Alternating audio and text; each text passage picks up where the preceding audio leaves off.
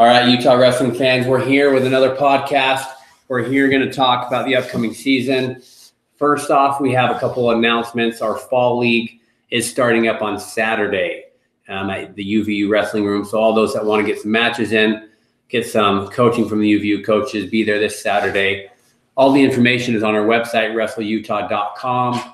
You can either pay for the full season, all 7 weeks, and which also gets you a discount into the tournament on the 27th of October, or you can pay weekly. So if you can't come every week, just pay a $20 fee at the door and come get some matches and some technique from the UVU coaches. So it should be a great time, great start to the season.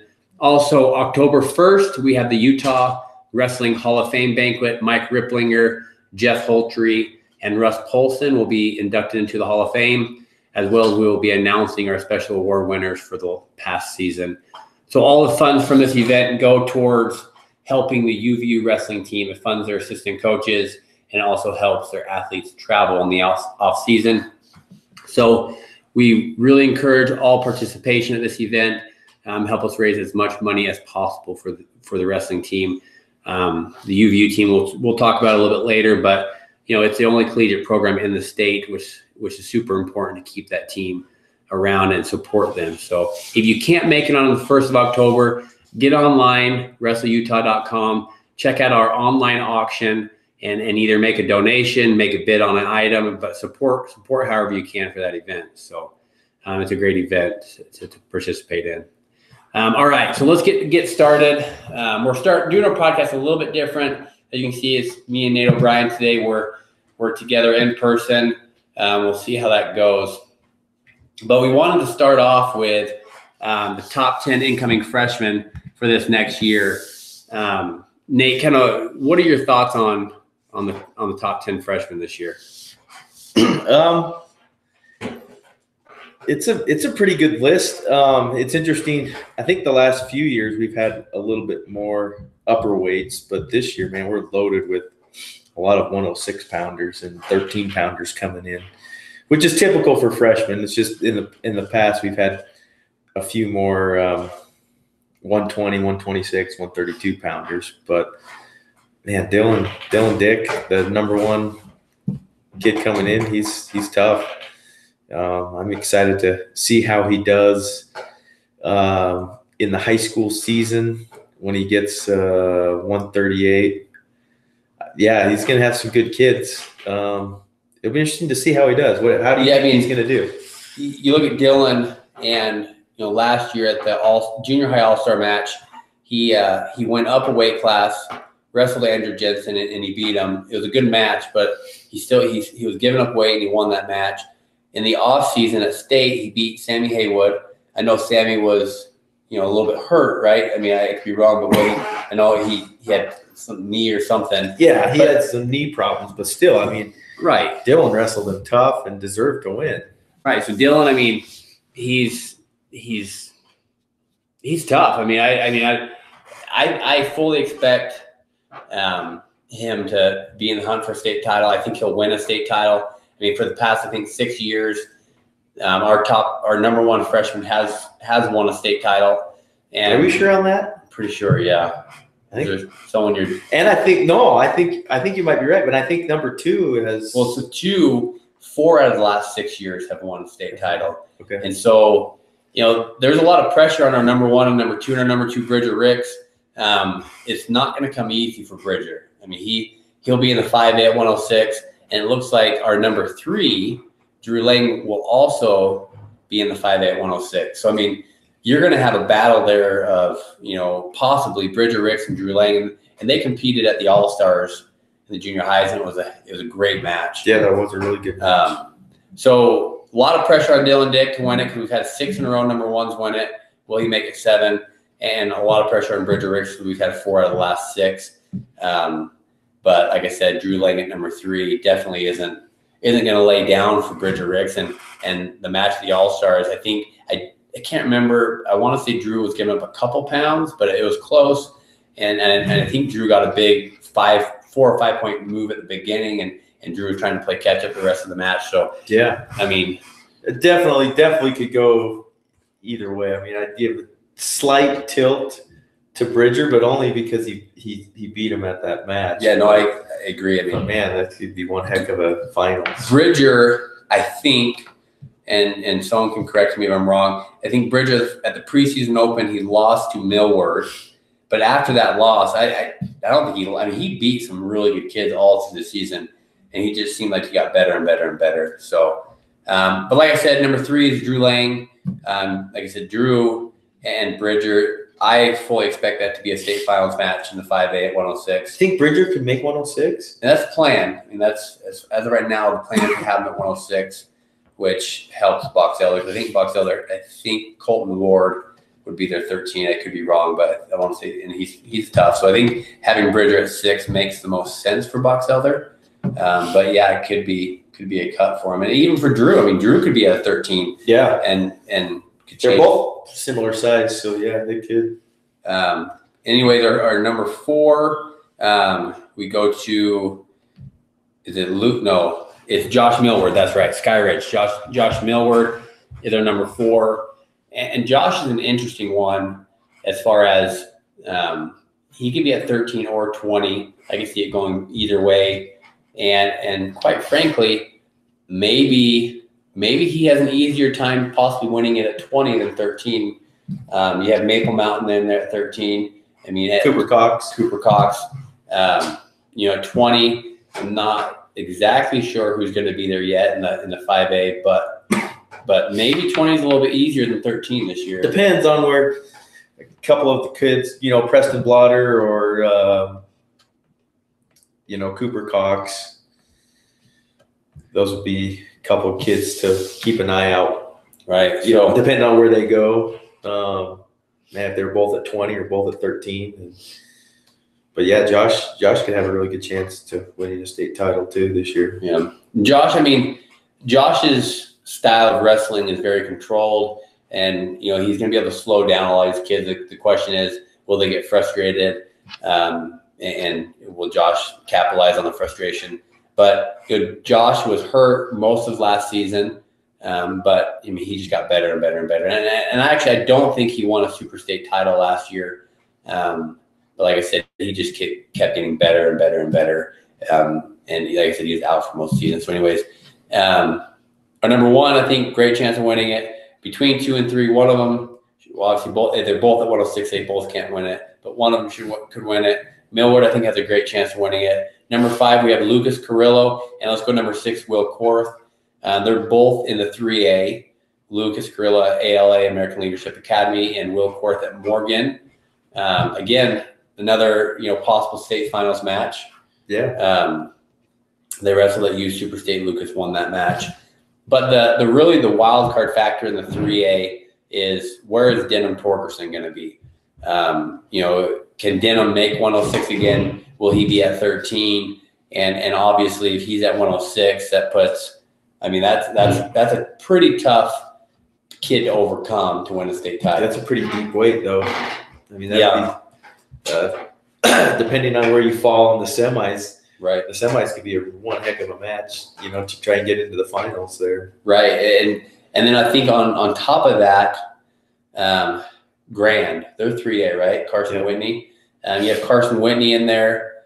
And who knows if he'll be at 13. He was 6 last year. I would expect him to move up, but you just never know. He was at 6 as a freshman as well, so maybe he stayed at 106. But definitely where Torgerson's at will play a factor, and to have Torgerson, Carrillo, Korth all at 106, and not to mention, Morgan, you have Blake Woolsey as well at 106. I mean, that's the 3 at 6 could be. I can imagine if Torgerson makes it, and I don't know what Whitney's at right now, but if Whitney makes it, Carrillo, Korth, Woolsey, and that's 5 right off. I mean, that's tough. That's a tough 5 right there. So it is. That's a good weight. Number 7, Andrew Jensen. What are your thoughts on Andrew? I mean, he's coming in much bigger, our biggest kid on the big board, or a top 10. I mean, what are your thoughts there? The hardest part is coming in at that weight is just maturity, physical. I mean, I'm looking at, depending on where, he could wrestle anywhere from Isaac Wilcox to Zach Kohler, and I don't see that match going very, very well for him in either of those matches. Not to mention you've got probably Jack Lang who will be in there. Yeah. I'm just trying to run through my head of the 152 pounders. You know, I mean, you could get Terrell that could bump up and want to wrestle him. I mean, you're gonna have someone at 52. Like you're gonna have a stud. You're either gonna have Kohler or Will Cox at 52. I mean, the only way you avoid that is if Kohler stays at 45 and Will Cox at 60 and leaves a gap at 152. But yeah, but I think Jack Lang.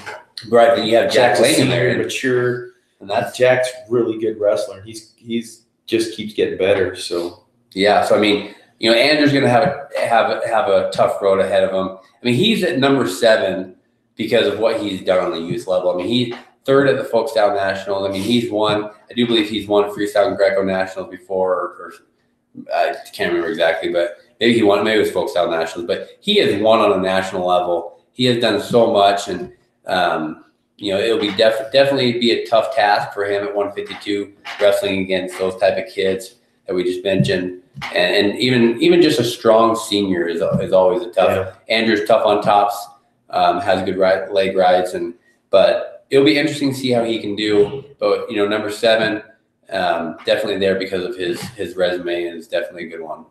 Number 8, Channing Warner, coming in, probably at 120 for Juab. He's won Super State for 3 years in a row. Tough kid. As far as the state title goes, coming in at 120 to 3A, I think it's possible. I mean, at 13 last year for Juab, you had Connor Ingram, and he was a state champion at 13 in the 3A. So obviously Channing and Connor will be different weights. So I don't know where Connor's going to fit in as far as, if Channing at 20, will Connor be 26, or will Channing be 26, Connor 20? I don't know. And then your second place wrestler, I think, was Jaden Peterson from Delta at 13. So he'll probably bump up to 20. So I mean, Channing, I think, has could do really well. I mean, he's beaten some good kids in the off season, and I think he could be in line to win a state title as a freshman. I'm excited to see Channing when he gets into that Joe's room down there. I mean, Joe's runs a tough room, and that Juab's, I'm telling you, in the next 5 years, Juab's going to be the best team in the state, in my opinion. They have a great feeder program. Their feeding program is incredible, and I just think Joe does really good things with their kids, and I could see Channing, getting in that. It makes a big difference for all these freshmen when they get in that room with the high school kids and they're training. They're wrestling bigger, stronger kids a lot of the times. You just see some growth some of these freshmen can make in a pretty quick time. And it changed him into a good situation where he has Connor Ingram to work out with. Exactly. I mean, the returning state champion 113. So he has a good room. Joel has a great feeder program coming up. I mean, you have the Juab team. You have, even the Cowan Wrestling Academy. I mean, you have both clubs down there, and there's some tough kids. I mean, Juab is going to continue to be a strong point in that classification. So Jordan Davies, number 9. Again, Jordan, coming in at a bigger weight, 145. Again, not going to be easy. Wrestling is upperclassman. Jordan, he is a mature kid, physical, strong, which will help him. Again, he's had a great resume. He did not win Super State last year, another one like Millward, but this offseason he went undefeated at Greco at the schoolboy duels and 15-2 overall at the schoolboy duels. So Jordan, again, is there because of what he's done. I mean, he's been on multiple Team Utahs, and we'll again, like Andrew, it'll be interesting to see where how he'll do coming in at the 6A at 145. He's going to have a stud in his way, and well, I can tell you right now, he's probably going to have Terrell. Right, Terrell Barraclough will be there probably. You're probably going to have like a Cole Zorn at Pleasant Grove as well. Yeah, exactly. I mean, it's going to be pretty tough weight, but it'll be fun to see how he does. Number 10, Gabe Sanders, Mountain Crest. Gabe, he moved here from Iowa a few years back. Great wrestler. Coming in the 4A at 120. Going to be tough, I think. I think, he can make an impact, of course, and can he win a state title? I mean, that's 120 is a tough weight, especially, in the 4A. So it'll be fun to see how he does as well. Yeah. I agree. So really looking at this list, I mean, last year I think we had, I could be completely off, 3 state champions. I think 6 total state placers. On this list here, I see we got 3 state champs last year. 3 state champions on that list last year. That's good. This year, I can see 1, 2, 3, 4, possibly. I can see 5 state champs on this list. Not saying it will happen, but I could see possibly 5, and then I could definitely see 7 to 8, maybe even 9 state placers on that. Have we had somebody win a state title that wasn't in our top 10? I'm sure we have. I'm sure we have. Yeah, I think there's a kid. I can't remember if he's a freshman. Tate Bennett won it. Was he a freshman when he beat Coles Warren? I don't know. He might have been. There's a kid. I think Avery Anderson. I could be completely wrong. I think he's from Beaver. Freshman last year state champ. I can't remember. Anyways, I think he was a freshman state champ last year, but I could be off on that as well. But so yeah, definitely there's been state champs that haven't made the list. But I mean, if we have 5 state champs out of 10, I think that's phenomenal. Yeah, that's pretty good. And if we have 8 or 9 state placers, even possibly 10, I mean, that's again phenomenal for this list. So anyways, top 10 freshmen. It's out, wrestleutah.com. Check it out. We have a little write-up on each one. But it will be fun to see how this freshman class does. I think it's a phenomenal freshman class. Hopefully, each one of these 10 end up going to Fargo, wrestling on our national teams because, we have a lot of All-Americans. Yeah, definitely. All right, let's switch gears. We're going to hit some of the high school teams. So kind of give you guys a preview. On Friday this week, we're planning on releasing our top 10 girls rankings. It's a new rankings we're doing, top 10 girls, regardless of classification or age and weight, which will be kind of fun to see. We actually have some good girls in Utah, doing the research on them and stuff. And I'm excited to see how this group of girls do this year at the high school season. And I'm really hoping, if the girls are listening, that we can get all 10 of these girls to Fargo next year. I mean, we have great girls. Our turf war dual team, hopefully we can get them there to that. And I think Utah as a state can do really well on the girls level. Sure. So that's coming out Friday, hopefully, pending pictures. We need to get pictures for everybody. Next week, we're going to start releasing our team previews. So we're going to start with 6A. And essentially what the plan is tentatively is we're going to release 6A team previews over the course of 2 weeks. So I think we're going to release, we have 5 to 7 of last year's top teams in each classification we're trying to release. And we're going to go 6A for 2 weeks, 5A for 2 weeks, 4A for 2 weeks. And that's a tentative plan. It could change very a little bit here or there. And that will basically take us right up to the season, right up to competition time if we do that. 1A will obviously be the last one, but there'll be the last 2 weeks before competition starts. And in there, we're working on youth big board right now, Beehive top 25. After team previews, we'll get team top 25 up. So, I mean, over the next 2 months, you wrestling junkies are going to have all you can handle between team previews, rankings, and things like that. So we'll try to do a few more podcasts in between now and then, and just kind of talk about some of those team rankings and some of we'll probably release the Beehive top 25, right? Yep. So yeah, we'll have a lot to talk about in the next few weeks. So right now we're going to touch on team previews. We're going to go quickly on this, but we're going to start with 6A. 6A right now, it's really looking like a two-team race. You got Pleasant Grove and Layton. I looking at the other teams, I just don't think that, unless obviously in case injuries and all that play in the factor. Yeah, but we're looking at it just on paper right now. Right. I mean, Layton and PG, I feel like are the top 2 teams in 6A. I don't think that's going to change this year. And both teams are very solid. Look, PG, I think, has a little bit more depth than Layton, but I think Layton might have a little bit more star power. And they both have star power. That's the thing. But I think PG may be a little deeper. if they can stay away from the injury bug. That'll be a fun race, I think. 5A, I'll let you take 5A. That's your guys.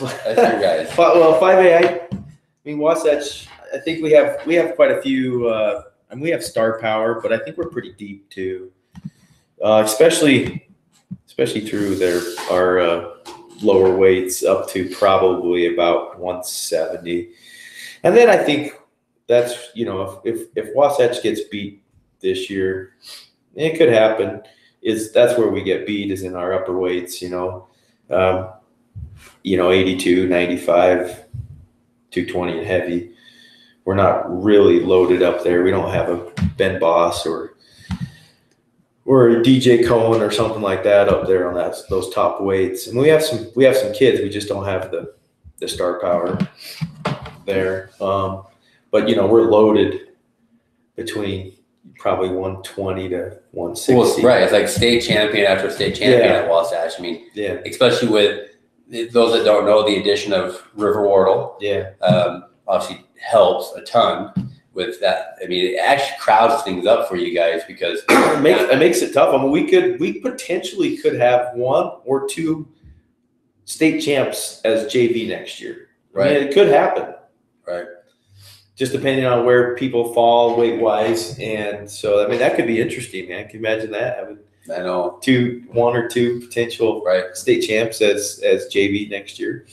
So we have a lot of depth through those weights, more so than we did last year. But I think Viewmont, by adding the new high school, I mean, that probably hurt some of their depth. They lost a few kids over there. Definitely hurts their depth. I mean, they have. I think we were talking 7 returning state placers. Yeah. But depth wise, it's if Viewmont can pull it off this year, I'd be super surprised. Especially with losing. And I don't know who all they lost. I know Parker Frazier's at the new school, but besides him, I don't know who all. Well, they were such a heavy senior laden team last year. But they had quite a few younger guys though too. They did, but most of their guys, especially through state, man, they were incredible. I mean, they were good kids, but man, they really out wrestled. I think what you would say they would do. But yeah, and where Wasatch last year wasn't really senior heavy when we had DJ Cohen and Seth got kicked, couldn't wrestle. So really, other than that, we didn't have another senior that scored a point for us. Right. So, and the 5A, one of the teams I'm actually super impressed with. It's Skyridge. Skyridge is going to be tough. It's what is it their second year or third year? No, third year. Third year, and I could see Skyridge taking second fairly. I could see Skyview taking second and giving Wasatch at least a little bit of a run. I mean, you look, and we were talking about it before the podcast, Skyridge, I think 7 returning state placers, which take Wasatch out of the mix is the most of any 5A team. I think they're tied with Viewmont and Maple Mountain. Maybe has 6 or 7. I can't remember. Yeah, they both had 7. And so, I mean, Skyridge in their third year, plus they're getting Josh Millward in, which is another state. I mean, if he doesn't place in state, I'll be shocked. Wasn't there somebody else too? Another freshman coming in? So you have Tygan Smith moved over from Lehigh. But I don't know if they have another freshman coming in that's going to make a huge impact. Okay, yeah, that was probably what we were thinking was Tygan. Yeah, Tygan can be a state placer. Maple Mountain's going to be super solid again. Yeah, if they stay away from the injury bug, they could be really dangerous. I mean, they have potential having star power in that kind of that upper echelon weights where Wasatch doesn't. Right. So, I mean, Maple Mountain, you have heavyweight Carson K. Yeah, he'll be competing for a state title. 220 weight Bastion. You're going to have Spencer Curtis, probably 82. Then you're going to have Zach Johnson, 70, somewhere in there. I mean, that's a tough lineup. And then you add in, at 52, Andrew Jensen, or there's another return state placer at 52. I can't remember his name. Well, you got Gosser. Well, then you got Corona and Gosser. And Corona, Gosser, Cox, Brock Morris, Declan Morris. Yeah. I mean, that's a tough team. If they get on a run, they could definitely have a chance to win a state title. I mean, they really could. 5A, in a nutshell, 5A could be, I mean, I think Wasatch is the front runner because of their star power and they have good depth. But, I mean, you have Skyridge, you have Maple Mountain, and it'll be interesting to see how Viewmont does, and Box Elder after that. I mean, you have, if I'm a guessing man, even though I love Box Elder because that's where I'm from, I give Wasatch 1, Maple Mountain 2, Skyridge 3, and then probably Viewmont and Box Elder after that. I just don't know that Viewmont's gonna have the depth, but that will be a fun race. Maybe Wasatch pulls away a little bit, with their stars, but maybe not. Maybe Maple Mountain can compete there in the state tournament. So 5A will be fun. 6A, I definitely think it's a 2-team race. 5A, I mean, it could be. I think 5A is probably the deepest. Could be. I mean, those top 5 or 6 teams probably. are probably the 4A. Now let's go 4A. I mean, 4A though, you still have. Well, you got Uinta, which I think is the front runner. Yeah, definitely. I'm trying to think who's going to push Uinta this year. I mean, you have Mountain Crest. Mountain Crest, brings in a great freshman class. You have Luke Schroeder, you have Gabe Sanders, you have Tyrell Lee, you have Brock Guthrie. I mean, you just have, and I don't know if I'm missing anybody, but Luke Schroeder, Tyrell Lee, Gabe Sanders, Brock Guthrie, 4 incoming freshmen who are all Super State champs. Yeah, you got Jace Dart. Yeah, and then you have Dart on top of that. And Braden Guthrie. I mean, those are some good kids. So I don't know that Mountain Crest, even though they won it last year, I don't know that they'll beat Uinta this year. I think Uinta's pretty deep, and they have some good kids. Uinta's loaded. But Mountain Crest has a good freshman class. Uinta, their freshman class, I mean, you have Brady Merkley, you have Dylan Dick. I think 2 guys that could compete for a state title as well. And they might have some other ones coming in because they have a good feeder program as well. But then you still have Payson. I mean, Payson is still there as well. So Jeff's got to get that thing going. But they have some good kids. I mean, they do. So who do they have freshman wise coming in? Anybody to help? That I don't know. On the freshman side of things, I'm not for sure. Payson always has kids coming in though. They do. I mean, they have a good feeder program, and they always are bringing kids in. I don't know if there's any more Lovelaces, because they've been a staple for them in the homes, but they might. I mean, they're probably another 10 years, 20 years away from having more Lovelaces coming through.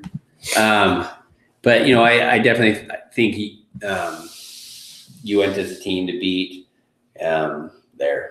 What about 3A? 3A. Juab is return state champ. I think there's. But Delta. What about Delta? Delta's tough. I do think Juab is the team to beat, at least to start. Yeah. I don't. Now 3A, and I can't remember where this divide is. They only score varsity, right? Is it 4A and down, or is it 3A? I can't remember. I know 5A, 6A is JV and varsity. I want to say 3A might only be varsity.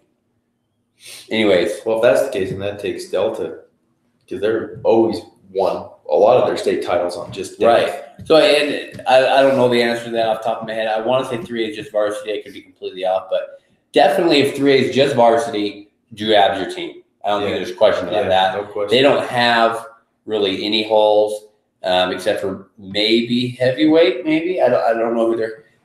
We have Eric Taylor down as a possible heavyweight for them.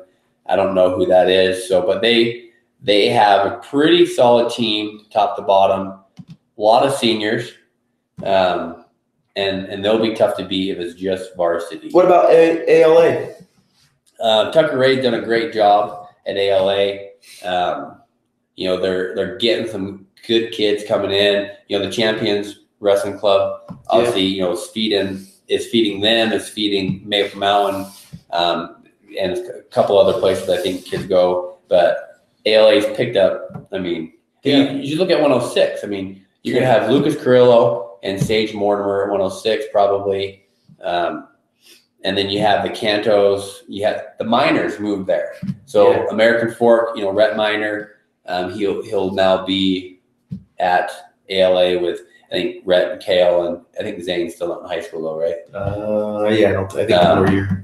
So you have them. They have Justin Mitchell. The Mortimers there. I mean, it's just a tough team. It looks like possibly the Rasmussens will be there. But definitely Tucker's building a solid team in the 3A. Yeah, And definitely. I think at the rate they're going, I mean, I don't think it's out of the question they won't compete for, at least a top 3 spot pretty quickly. I don't know how quick, and but at Tucker State, I mean, he's doing a great job getting those kids there and building the program.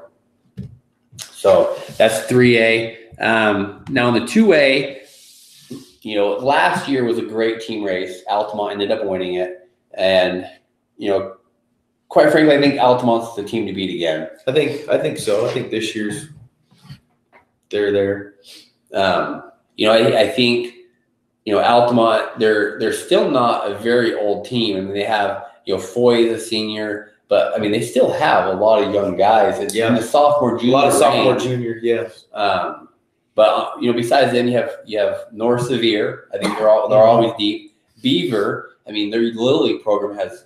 Oh my it seems like they have so many kids.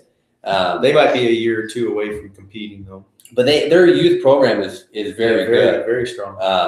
They come up, sometimes come up and train at champions. But they have a good core group, and they came to our elementary duels in December at Tilo's U in Orem, and they have some good kids coming up. So Beaver's a team to watch in the future. I don't know if they're there yet, but definitely a team in the future.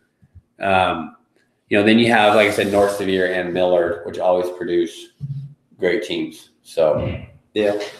And then 1A, we'll just say Monticello. Right. I mean, that's not much of a question, I don't think, Monticello, and that's pretty much it. Yeah. So, anyways, that is kind of a quick rundown, team preview. One last thing before we go, we're gonna touch on the UVU wrestling team. We're excited for the upcoming season. Nate, kind of give us your thoughts on the UVU wrestling team and what the expectation could be, real quick. Well, I think it's going to hurt.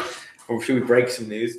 I think most people know. Yeah, well, maybe there's probably some people who know, and a lot of people don't. Taylor's actually taking a medical red shirt this year, so he won't be around this year. And then next year, he's taking an Olympic red shirt, so he's going to be off for a couple years. So, there's some star power that they're losing right there, but that's a tough one to overcome too. I mean, yeah, I mean, really, what most people don't know is he wrestled last year with a torn knee. And so, I mean, you take that, you get that injury back, and Taylor's probably an All-American, right?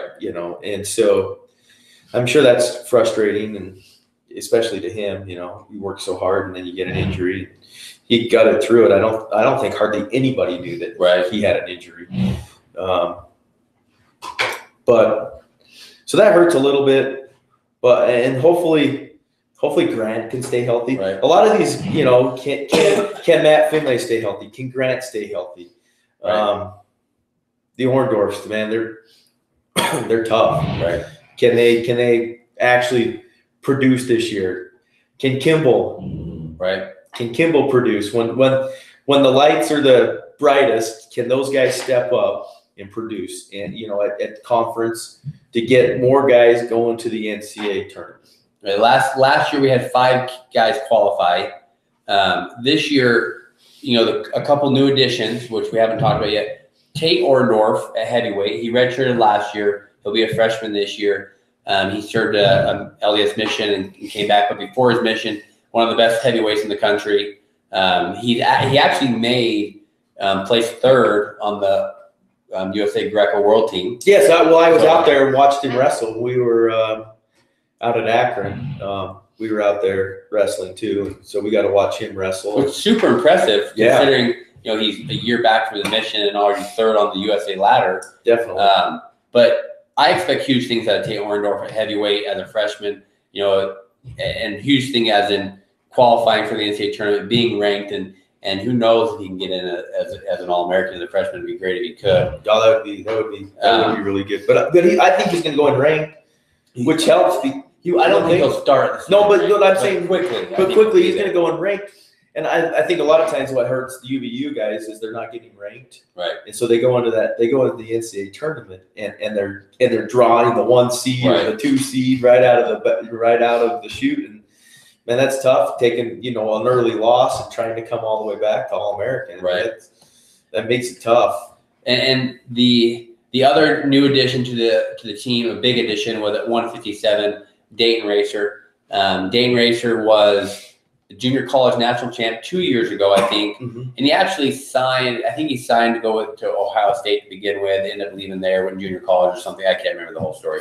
Anyways, he's coming in as a junior this year, super solid. Last year at Reno, he wrestled Hayden Hidley, or Hidley, how do you say the last name? And he lost 4-2, I think it was. And Hayden came second at the NCAAs. And that's super encouraging to see someone like Dayton Racer, coming to UVU as a 57-pounder, able to compete with the best in the country. And, even though he lost, it was a close match. What about Demetrius? I expect big things from him. Right. I mean, Demetrius was ranked as high, I don't even know, 16 maybe last year. But definitely you have Demetrius at 65. And so anyways, quick recap. Lineup 25. I really don't. They have some freshmen coming in. That's probably going to be Cole Jensen. Could be Josh Jensen. Or sorry, why did I say Cole? So you have Josh Jensen. He's a pacing guy. You have him. You have some freshmen coming in as well. I think this is all off the top of my head. We'll get a UVU coach on here soon to kind of do a bigger preview. But probably one of those guys at 25. 33. DJ Loren is moving up to 41. It sounds like. So you're probably going to have Dylan Gregerson. He wrestled, went to Pan Am's actually on Team USA, and he won freestyle and Greco at the Pan Am. Super neat to see that. He could be the starter at 33. I don't know who else they really have. And actually, let me step back a second. At 25, it could be Mitch Brown. That's right. I heard that Mitch Brown might be coming back. So, assuming if Mitch Brown comes back, it could be him. And then at 33, Dylan Gregerson, it looks like it could be him. I don't know who they have too much at 33. 41, Finley, DJ Loren will both be there. 49, you have Grant Lamont and possibly Matt Ontiveros will be there as well. 57, Dayton Racer, you have Raider as well there. 65, you have Demetrius Romero. Like I said, he was ranked last year, pretty much the whole season. And then Kimball, 74.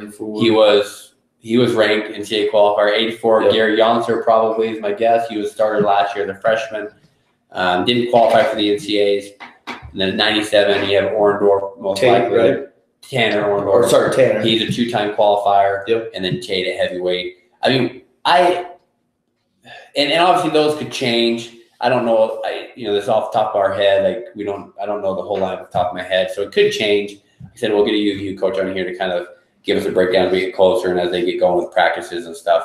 But my expectations for UVU this year, definitely a top 20 team. And I really believe they can be a top 15 team. Will they do it? I mean, we'll see. But that's my expectation. I know the coaches at UVU probably have a higher expectation than that even. And I really think that I wouldn't be shocked to get 7 or 8 qualifiers to the NCAA tournament. I would just love to see 2 All-Americans this year. Be nice. I mean, I know that's, I'm probably the coaches are like, that's way too low. We expect more. Right. But when you only have had 2 your entire existence, 2 this year would be amazing for the school. I mean, it'd be a big boost. I think the possibility for 2 is there. I think maybe we're a year or 2 away from that. Yeah. But I think it's coming. I really do think it's coming. The team they have is, in my opinion, the best team they've ever had, even compared to last season with Taylor Mott in the lineup. But if Taylor was, imagine if Taylor was in the lineup with this team at 33. Yeah, probably 33. But, this definitely, I'm excited for the season. The best lineup that UVU, in my opinion, has ever had will be this year. Like you said, injuries is going to be a huge factor if they can stay healthy or not, though. Yeah, they just got to stay away from that injury bug. Matt, Grant, come on, guys. Right. Drink something else or whatever. Do something. Stay healthy. Inter squad for UVU is, I do believe, November 1st. So put that on your calendars. You can go to their website, see the exact schedule. Anyways, that's a quick preview. Anything else before we close off? No, I let's see. We'll hit this is maybe our next podcast. We'll talk a little bit more team wise, high school team, and we'll hopefully we'll unveil the Beehive top 25. Right. So yeah. So next podcast probably 2 weeks. We'll try and do them every couple weeks. Yeah. And hopefully by then we'll definitely have the girls ranking out, like I said, this Friday, and hopefully we'll have Beehive. So we'll be able to talk about that and the Beehive top 25. Hopefully by then, plus 6-8 previews will be out by then as well. So right. Lots to talk about coming up. Hope you enjoyed the podcast today.